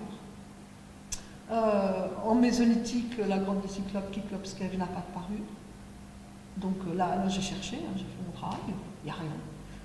Ou alors rien de publié, ou alors rien, ou alors pas de tamisage, je ne sais pas. Enfin bref, en tout cas, pas de données qui permettent. Alors vous me direz, par exemple, jusqu'à pratiquement quelques mois, si les gens avaient cherché des parures paléolithiques et mésolithiques à Fronti, elles n'existaient pas non plus. Elles étaient toutes dans les sacs, non triés, de coquillages et de... Voilà. Donc, c'est vrai que les comparaisons sont effectivement assez difficiles à faire. Et la deuxième raison, c'est que dans un certain nombre d'autres cas, en général, la parure est étudiée par des spécialistes de parure. Et, comment vous dire, c'est un peu comme une bulle pour eux. Dans les spécialistes de parure, ils mettent la parure comme ça dans un chapitre à part, ils la regardent pour elle-même. Et par exemple, le détail des informations stratigraphiques, bon, c'est pas vraiment leur grande préoccupation. Il y a certaines publications, pourtant par ailleurs très bien faites, où vous avez la parure, elle est étudiée comme un bloc, et puis en fait on ne vous donne pas le détail des attributions stratigraphiques, donc c'est pareil. Là j'ai aussi des difficultés à prenez, bon, enfin, je ne donnerai pas de nom, mais il y a par exemple en Grèce une grande spécialiste de parure qui n'a jamais donné en fait un détail vraiment, et puis même, je crois, si on regarde la Citagri, qui est un site alors des fouilles anglaises, ben c'est pareil, j'ai regardé, il n'y a pas de détail des attributions stratigraphiques. On utilise la parure, elle est étudiée comme un monde à part, et elle reste un monde à part. Bon, voilà. Alors moi j'ai essayé au contraire de prendre la parure, comme je vous disais, comme un vestige archéologique comme les autres. J'espère vous avoir convaincu que ça peut porter ses fruits. Merci.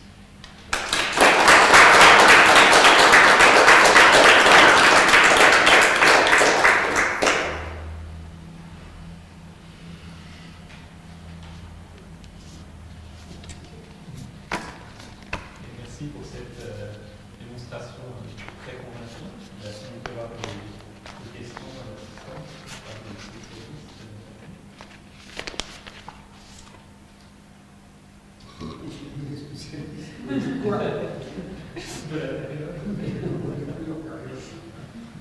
Non, je suis très content qu'on se rejoigne sur plusieurs choses. Bah oui, Oui, tant mieux. On va le prendre à parure par les hommes, voilà, mais ça existe effectivement. Non, l'histoire des matériaux qui ont le même aspect, qu'on n'arrive pas à distinguer, ça on a le coup de filetage de façon absolument aveuglante. Oui, on était aveuglé, on ne voyait rien parce qu'il y avait des perles qui avaient strictement toute la même apparence et qui étaient les unes en stéatine, je crois, en marbre, je sais pas, et les autres en coquille. Et tout le monde disait, ouais, on va recoller ça. Rien à faire. Rien à faire. Impossible. Il a fallu recourir à des analyses, il a fallu mettre quelqu'un dans un laboratoire, et puis finalement, on les a identifiés une par une, mais elles appartenaient toutes au même collier. Donc c'est encore mieux, parce que vous avez la preuve que c'était dans la même collier. Voilà, c'est la preuve que ce qui a compté pour les gens, les fabricants, les gens qui portaient ça, c'était l'aspect. Absolument. Donc à partir de là, ça s'oppose à ce que tu disais avant, qui m'a un peu, non, qui m'a pas choqué, qui m'a un peu surpris, là, quand tu parlais des matériaux différents, des formes différentes, etc. Là, on est dans une autre ambiance. Mais oui, exactement. On veut faire autre chose. Absolument. On veut, je crois que c'est la clé du truc. Il y a une notion de choix qu'il faut établir là. Et d'ailleurs, dans tout le reste aussi, comme tu disais, on ne ramasse pas les patelles alors que le pays en est pourri. Hein. C'est bien que... Ah non, mais je suis ravie de ton exemple, parce que ça va... Alors, en revanche, bon, effectivement, on peut se demander pourquoi est-ce que pour avoir uniquement des perles blanches, par exemple, ils se donnaient la peine de faire cuire de la stéatite, d'aller chercher des spondyles, enfin, qui sont des matériaux. Bon, ça, c'est encore tout un domaine de réflexion. C'est la question suivante. Oui. Et je suis aussi, enfin, je vais pas monopoliser les questions, je suis aussi amusé par le retour à la théorie des invasions. Miocic. Ouais. Et- Sauf que je ne parlerai pas d'invasion. Non, non, Ouais. mais au fond, je suis d'accord. Je suis d'accord, non pas avec lui, je sais s'il était. N'en parlons pas. Mais il y a des moments où on retrouve, alors je n'ai pas allé au-delà du néolithique, j'y suis allé, mais avec le Bronze Ancien, on a une rupture qui est absolument spectaculaire. Et on se demande comment l'expliquer. Ils ont tout changé, toutes les techniques, les formes, les décors, ils ont abandonné les décors, etc. Et pourquoi, comment ça peut s'expliquer? Sinon, effectivement, par un changement de population. Alors après, je crois qu'il faut garder un vocabulaire ouvert pour dire ceci, un besoin, mais c'est pas les mêmes gens. Non, mais je crois qu'il faut revenir quand même. Il faut admettre que ça Il faut existe. admettre que ça existe. Et c'est d'autant plus curieux, si vous voulez, c'est que la Grèce est un merveilleux exemple historique où, effectivement, on peut avoir des villages qui ont été successivement occupés par des groupes, tous grecs, si je puis dire, mais de traditions différentes, de langues différentes. Et l'histoire est telle d'invasion, Ah oui, en plus. En plus des vraies invasions. Non, parce qu'il y a à la fois, si tu veux, bon, une distribution des circulations dans l'espace de groupes différents, et puis il y a les grandes invasions en plus. donc Voilà. il ne faut pas écarter tout Non, ça. non, non. Les vieilles Ouais. idées sous Ouais. prétexte qu'elles ont été Ouais. mises par le vieux machin. On reste pas poli. Et ah oui, je suis séduit aussi par l'absence que tu appelles l'arythmie. Je crois qu'on l'appelait, je parle ça développement, l'évolution mosaïque plutôt, c'était le non-parallélisme entre les évolutions d'un domaine et d'un autre. Je crois que c'est une donnée fondamentale. Il ne faut pas oublier, il ne faut plus chercher à essayer de faire coller tous les changements en même temps, la céramique, la faune, ceci, cela. Pour quelle raison ça changera en même temps? Non, pour une raison simple, c'est que la plupart de nos séquences sont sédimentologiquement discontinues. Ouais. Donc en fait, ça change ensemble parce que. Oui, puis c'est plus commode de penser. Mais c'est gentil de nous ça va avoir changer ensemble. Oui, c'est gentil. Oui. Mais ça ne peut pas correspondre à la vérité. Si on observe notre monde moderne, est-ce que tout change en même temps? Un jour, c'est une chose qui change, et après c'est une autre. Il n'y a aucune raison. Donc on retrouve ça là, c'est normal.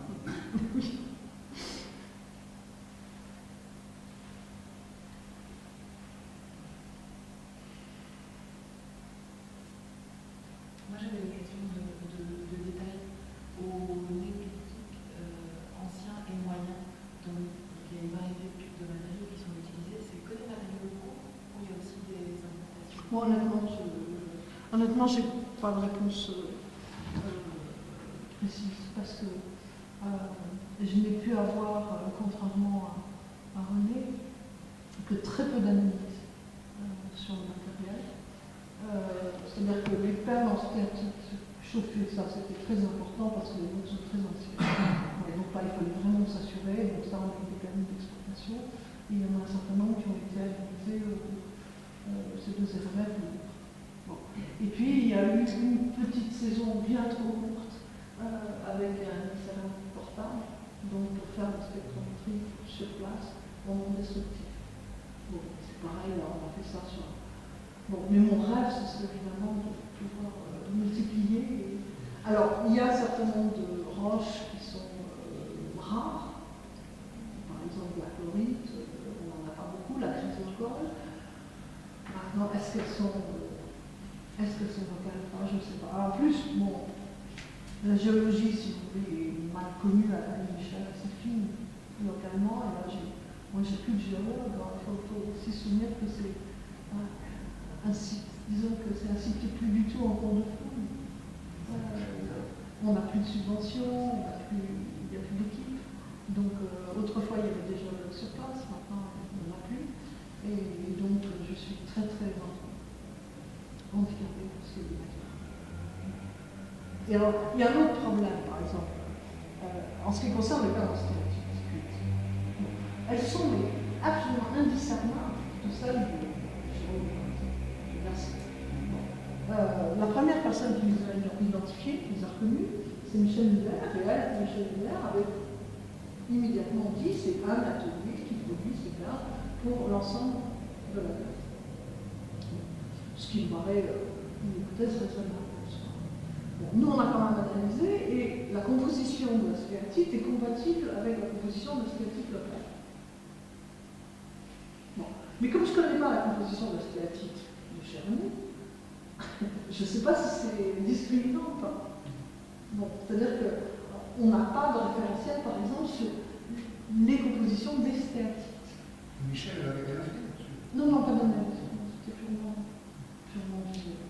Mais voilà, donc moi j'ai les compositions des stéatites, je sais qu'elles sont tellement semblables à celles du nord de la Grèce qu'effectivement l'hypothèse d'un seul atelier, quelques ateliers est une hypothèse raisonnable. En même temps, elles sont compatibles avec les stéatites locales, mais je ne connais pas non plus les compositions des stéatites d'ailleurs, donc je ne sais pas si elles sont pareilles. Voilà, là on manque de référentiel, on manque de... Et je dirais encore toute honnêteté, je n'ai pas les moyens financiers, j'ai pas de bourse, j'ai rien, je fais tout. Moi, la recherche, c'est pas un peu des Il y a une année, C'est fini. Ouais, non, parce que le problème de la guerre, c'est que moi je ne sais pas combien de temps ça va prendre de trier ça. Nous, on pourrait te poser une autre question qui n'a pas de rapport direct avec ça. Sur l'obsidienne, les sources de l'obsidienne, sur l'obsidienne de Milos. Oui. Et tu vas voir, c'est complètement anecdotique. Je vais souvent en vacances à Sifnos. Oui. Tu vois?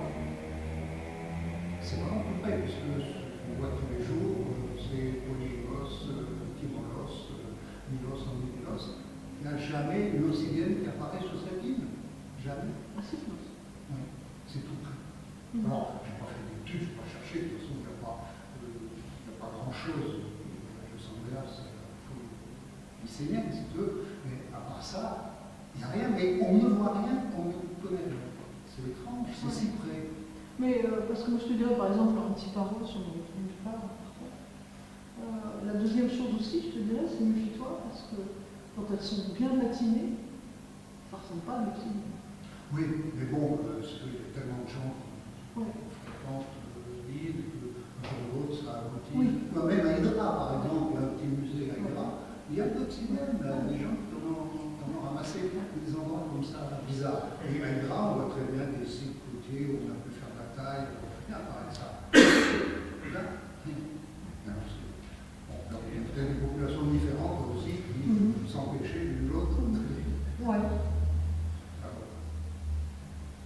Ah non.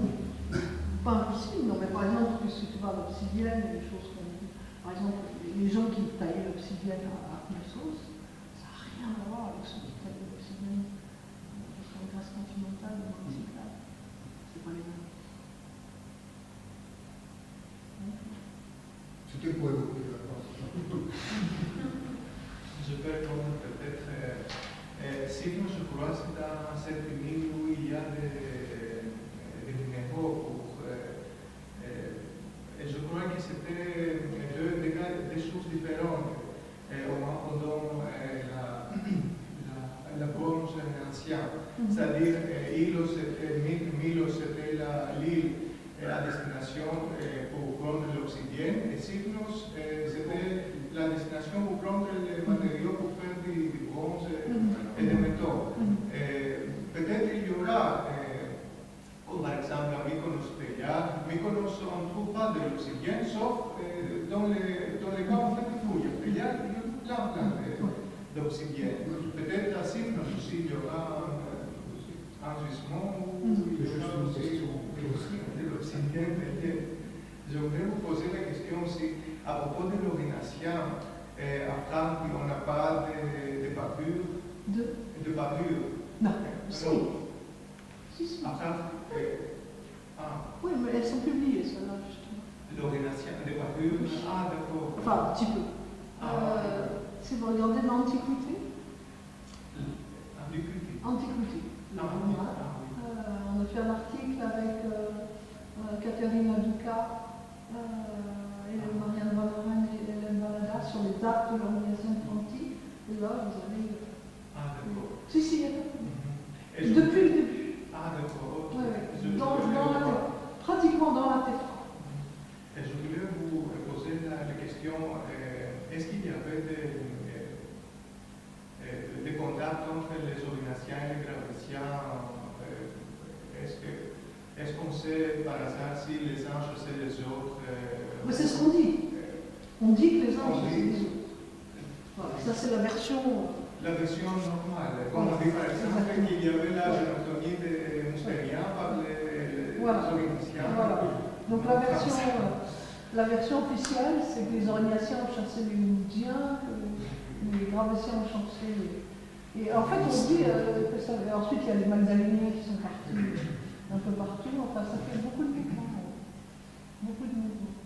Et la deuxième question, je voulais, à propos de tout petit perle que vous avez trouvé au Néolithique final, est-ce qu'on peut parler d'une koinée, au moins en Grèce du Sud, parce qu'on a trouvé des trésors, de ces petites perles, aussi à Divos, je crois, à Knossos, à l'île de Crète, au moins.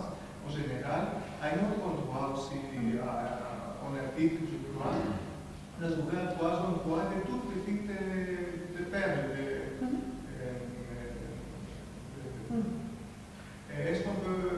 Est-ce que ça peut signifier qu'il y a une culture commune, non? Non, c'est pas ça, mais je crois que si vous mettez un tamisage très très fin, vous les trouverez. La cité des sites où il y a eu un tamisage suffisamment fin, si oui. Oui, je comprends. Je crois que c'est une question de. Moi, je pense que.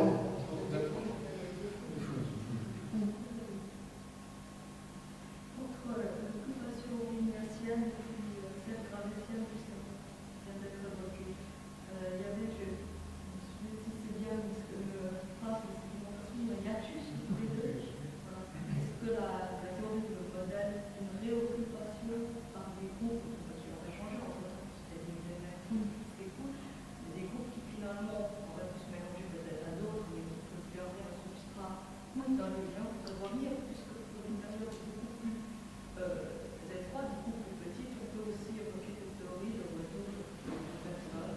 Oui, non, mais alors, je n'ai pas parlé de retour, si vous voulez, parce que j'ai très bonne raison de penser que les hiatus, dans la séquence paléolithique de Francky, ce n'est pas de rupture d'occupation, c'est de l'érosion des sédiments. En fait, ça nous donne une vision discontinue, non pas parce que, évidemment, je ne peux pas le prouver, parce que là, comme vous dirait René, tu parles toujours de preuves par l'absence, mais bon, je ne peux pas prouver qu'il y a eu une occupation dans les sédiments qui sont partis, mais ce que je sais à Francky, c'est par exemple vu moi-même, il y a des dizaines de mètres de sédiments qui sont partis à certaines époques, qui sont encore plaqués sur une paroi. On voit qu'il y a eu des vidanges énormes de sédiments.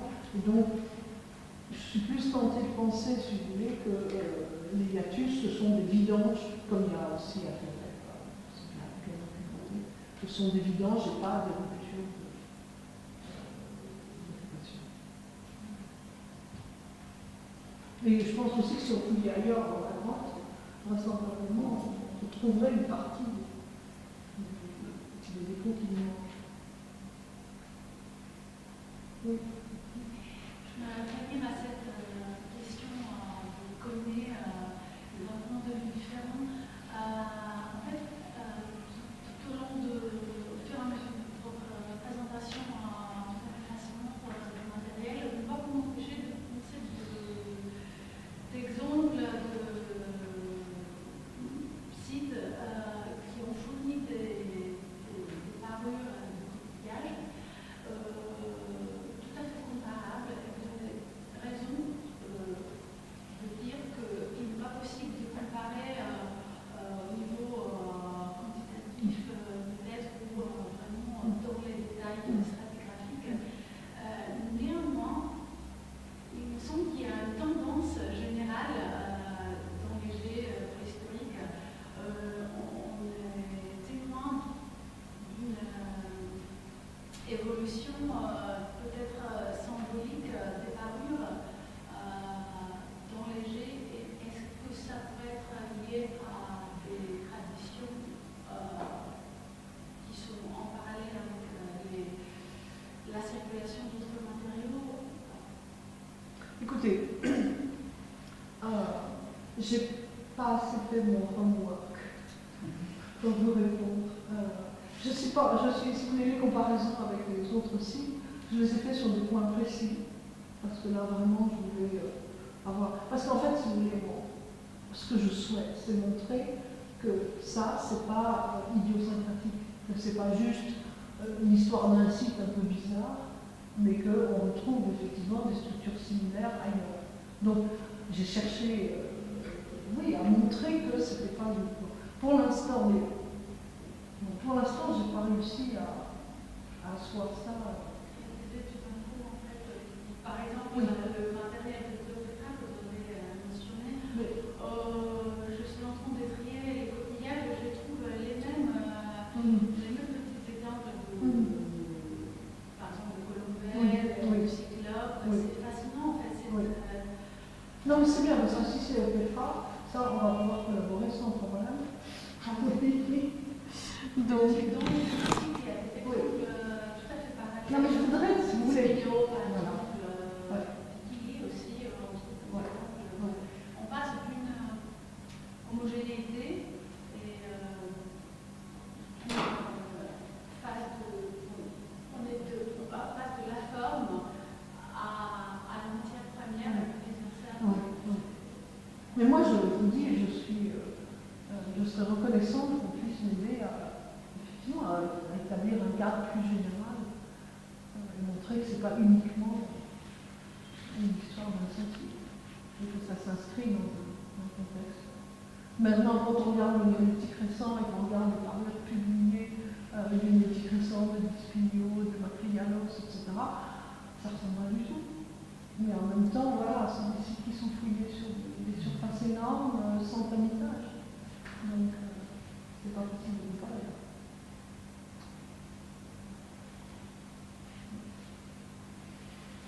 Ça m'intéresse ce qui m'importe, c'est que vous voyez une réduction des couleurs théoriques et en même temps, ça dit Absolument. Absolument.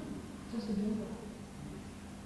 Dans la polychromie arrive dans la céramique et disparaît Et c'est très étonnant parce que, bon, par exemple, ce qui est spectaculaire dans la parure en stéatite, c'est le vert. Bon, ce vert presque vert jade, et c'est vrai quand on voit certaines de ces parures, voilà, on sourit de plaisir. Avoir ce beau vert jade. Et eux, qu'est-ce qu'ils font? Ils le mettent sourit de plaisir. Mais eux, les réticressants, qu'est-ce qu'ils font? Ils le mettent dans le four, c'est mieux que non. Ouais. Et c'est vrai que. Et c'est vrai que dans la céramique, on va voir la polychromie. Enfin, quand même, le matte painted, c'est plutôt dingue. Hein? C'est pas très excitant. Hein?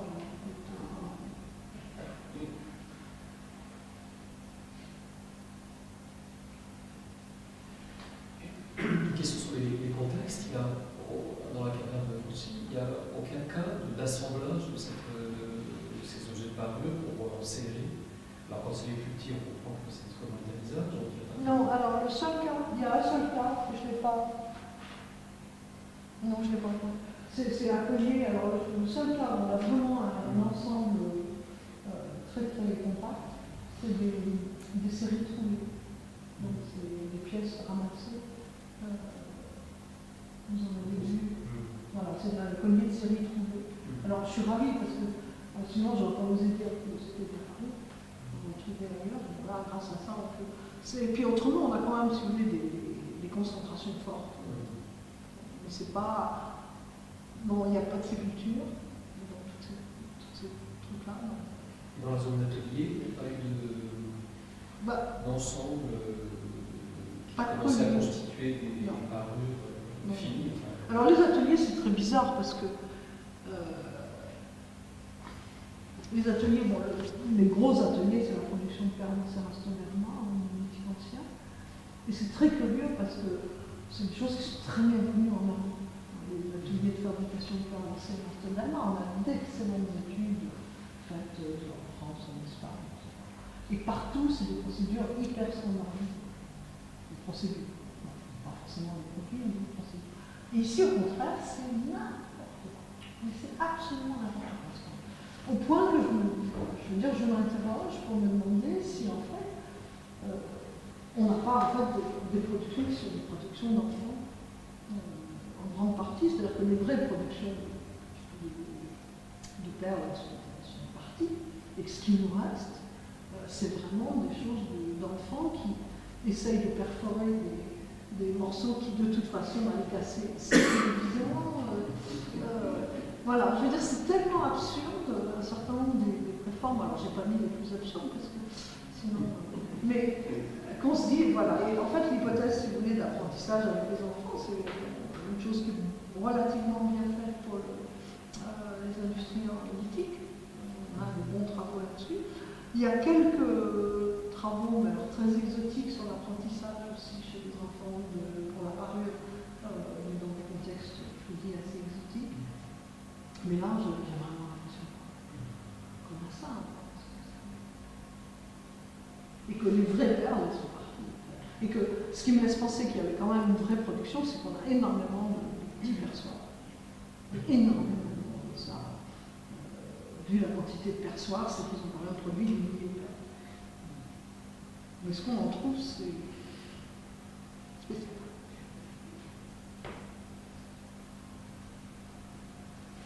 Il y a quelque chose qui me rappelle dans votre exposé, c'est que vous reliez beaucoup certains assemblages à certaines régulations en ce moment, c'est une théorie nouvelle qui devient d'ancienne théorie. Mais est-ce qu'on peut, je suis peut-être un peu biaisée parce que je travaille avec le domaine, est-ce qu'on peut parler plus de périodes où il y a une classification sociale, où on montre son statut d'une certaine manière et pas d'une autre, parce que c'est des choses qui sont tout à fait anachroniques? Non, c'est pas anachronique, non, parce que j'ai coupé une partie du texte dans la discussion sur le changement monétique récent, une partie du texte où je faisais allusion entre un autre collègue qui travaille en Hongrie. Et en fait, ils ont un changement assez similaire vers Saint-Denis, donc un petit peu plus tard, 500 ans plus tard, mais ils ont un changement pareil, où c'est pareil, les grosses parures, avec en particulier beaucoup de spondyles, un spondyle très mature, des grosses perles, etc., sont remplacés par des petits colliers, bon, c'est moins petit, mais c'est du même genre, des petites perles standardisées, etc. Et l'avantage qu'ils ont, c'est qu'ils ont pas de séduction. Et en fait, ce qu'ils montrent, c'est que ça devient une parure féminine et d'enfant. Et que les hommes qui avaient les plus beaux colliers spectaculaires ne sont plus inhumés avec de la parure, mais avec des massues, des masses perforées, enfin d'autres objets signes, comme dirait Coquelin, de prestige et de statut. Et donc là, ils ont effectivement l'idée que la parure change de rôle et que l'expression du prestige se fait de façon différente, ou du statut se fait de façon différente, que les hommes ne portent plus de parure, en tout cas de parure visible, et que c'est la richesse des parures des femmes et des enfants qui va être l'expression. Donc oui, je veux dire, c'est une des hypothèses que j'ai envisagées.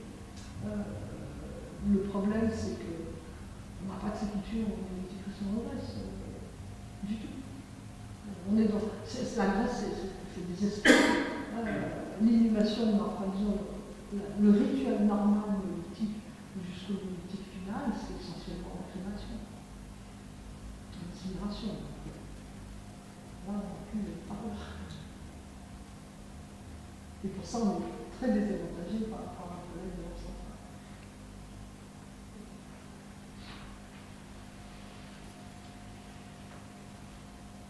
Juste une simple remarque.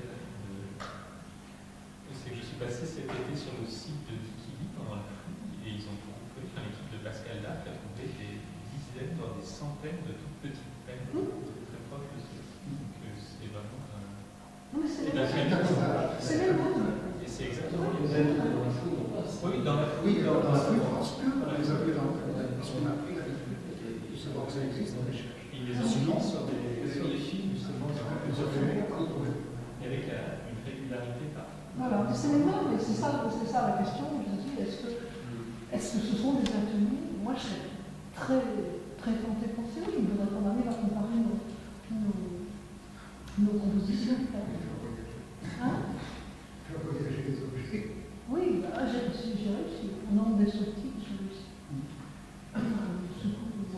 Ils sont sortis, ils ont voyagé une semaine. Voilà, ils ont été apportés, ils ont été analysés, ils sont retournés dans la semaine qui suit. Voilà. Non, ça c'est passionnant. C'était dans les niveaux de quelle date?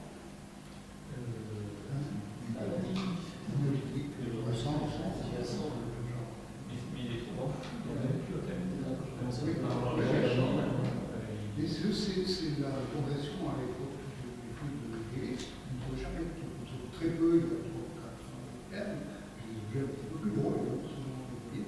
Et puis après, ça commence, il faut peut-être tamiser. Et puis on a trouvé de plus en plus petit, on a fait de plus en plus attention, on a essayé de travailler avec les familles. Et maintenant, on arrive à les voir lui-même. Parce que on a tamisé, parce que ça savoir c'est facile. On a des surprises, malheureusement. On s'ennuierait. Oui, une bonne surprise. Bien, je vais remercier notre conférencière pour cette belle présentation. On va vous inviter à venir boire un verre juste à côté, la salle à manger, juste à côté pour nourrir cette discussion ensemble. Et merci beaucoup. Comment on fait parce que moi je suis Mac alors. Alors, Moi je suis